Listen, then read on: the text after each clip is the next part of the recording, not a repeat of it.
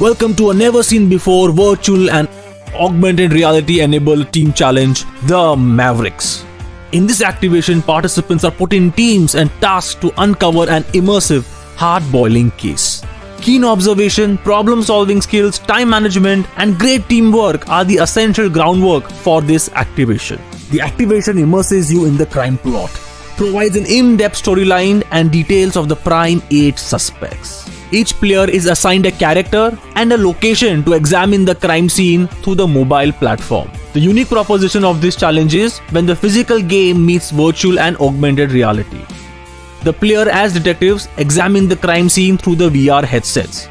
Through them, players can look around the rooms, interact with objects, and search for evidences. Once an evidence is found, the detectives need to take a picture with the evidence using AR. The players simply recreate the pose given and the evidence they found appears in their hand. They click a picture of it and upload it back onto the game as the evidence procured. While team members are fetching evidences, they ask one of their teammate, the forensic expert, to analyze the evidences.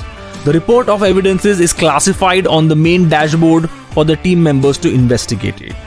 Teams then get a focused timeout to share observations, connect the dots, unravel the enigma, and solve the case.